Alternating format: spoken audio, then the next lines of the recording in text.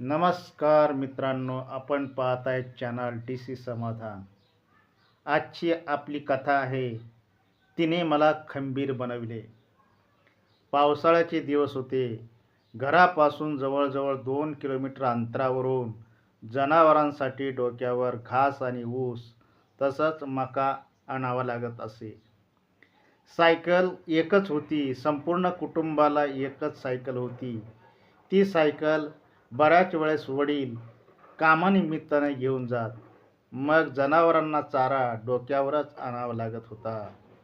शेतात आजोबा असायचे. शेताच्या मध्यभागी त्यांची एक कोपी होती.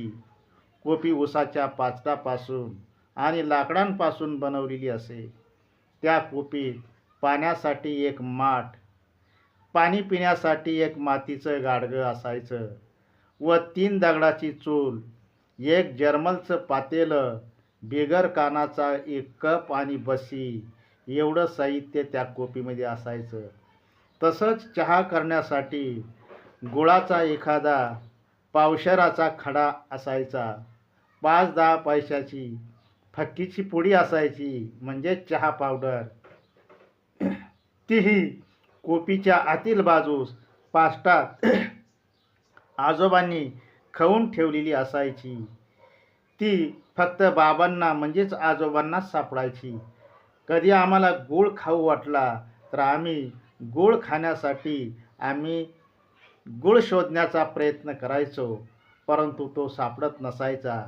कारण तो त्यांनाच सापडायचा, त्यांनाच तो माहीत असायचा. चहा करायच्या वेळेस ते बरोबर तो गूळ आणि चहा पक्की शोधून काढायचे. शेतातलं थोडं काम करून आजोबा त्या कोपीमध्ये झोप घ्यायचे. आम्ही पण कधी चारा आणण्यासाठी गेलो की ऊन टळेपर्यंत त्या कोपीत आराम करायचो आणि बिनधास्त झोपायचो.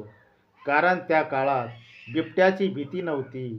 पावसाच्या दिवसात ती कोपी आमचा एकमात्र आश्रयाचं ठिकाण होतं.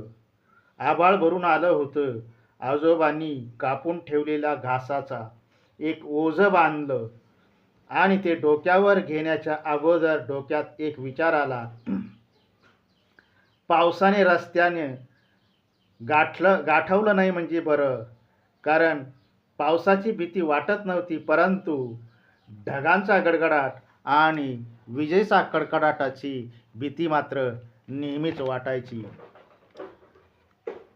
परंतु आजोबा हुशार होते. त्यांना माहीत होतं की यानं एकट्यानं आभाळाची गर्जना आणि विजेंचा चमचमाट पाहिला म्हणजे याच्या मनातील आभाळ गरजण्याची भीती जाईल आणि विजांच्या कडकडाटाची भीतीही जाईल. घासाचं ओझं डोक्यावर उचलून देत आजोबा म्हणाले, "बरं का भाऊ, वीज चमकायला लागली, आभाळ गरजायला लागलं की बिरोबाचं नाहीतर पांडुरंगाचं नाव घ्यायचं बरं का. म्हणजे वीज जवळ येत नाही माणसाच्या." देवाच्या नावाचा आधार बाबांकडून घेऊन मी घराचा रस्ता धरला. अर्धा किलोमीटर गेलो न गेलो तेच वारा सुरू झाला. ढगांचे गुर्र गुर्र ऐकू येऊ लागली आणि माझा चालण्याचा स्पीड वाढला. काही सेकंदात पावसाचे थेंब पडू लागले. ढगांचा मोठा गडगडाट सुरू झाला. विजेंचा चमचमाट दिसू लागला. तसा मी देवाच्या नावाचा जप सुरू केला. कारण बाबाने सांगितलं देवाचं नाव घ्यायचं. भीती वाटत होती, परंतु घर जवळ करण्याशिवाय पर्याय नव्हता. रस्त्यात कुठेही निवारा नव्हता. जेव्हा अशी आणीबाणीची परिस्थिती निर्माण होते तेव्हाच माणसाचं मन खंबीर होतं. तसंच माझ्या बाबतीतही घडत होतं. आता पावसानं जोराचा ताल धरला. मुसळधार पाऊस पडू लागला. मी झाडाचा खोडाचा आश्रय घेऊ लागलो, पण रस्त्यानं झाडं फार नव्हती. एक वेळ अशी आली की आजूबाजूला कुठेही निवारा नाही. घर अजून 1 किलोमीटर दूर होते.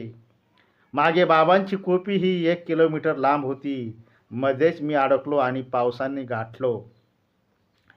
परंतु रस्त्याच्या कडेला एका हिंगणाच्या झाडाचं झुडूप होतं. त्याचा आश्रय घ्यावा म्हणून झुडपाजवळ गेलो.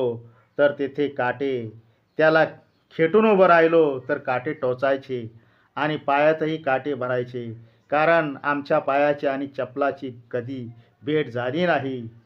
कधीमधी चप्पल घालायची ती घरच्या मोठ्या माणसांची, परंतु आम्हाला 10वी पास होईपर्यंत चप्पल नव्हती. कॉलेजला 11वीला गेल्यानंतर बऱ्याच दिवसांनी चप्पल मिळाली.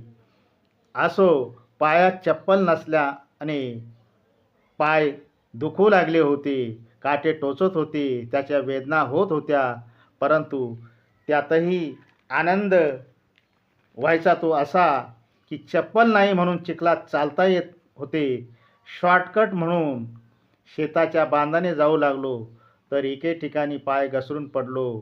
ओझं एका बाजूला आणि मी दुसऱ्या बाजूला, अशा अथक प्रयत्नातून एकदाचा मी घरी पोहोचलो. जनावरांच्या छपरात ओझं टाकलं, जनावरांना चारा टाकला आणि हात पाय धुवून ओबीसाठी चुलीचा आश्रय घेतला.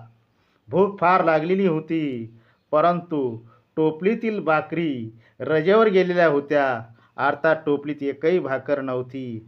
आता आपल्याला भाकर ही संध्याकाळी आईने स्वयंपाक केल्यानंतरच मिळणार हे कळून चुकलं होतं. परंतु पाणी पिण्यासाठी काहीतरी खावं म्हणून खाण्यासाठी काहीच नाही, परंतु डोक्यामध्ये एक आयडिया आली. कुरडयाच्या डब्यातून 2 कुरडया काढल्या, त्या खाऊन मी पाणी प्यालो. अशा ह्या परिस्थितीनं खऱ्या अर्थानं मला खंबीर आणि काटक बनवलं. मित्रहो, कथा आवडली असेल तर लाईक, सबस्क्राईब करा आणि शेअर करायला विसरू नका. नमस्कार.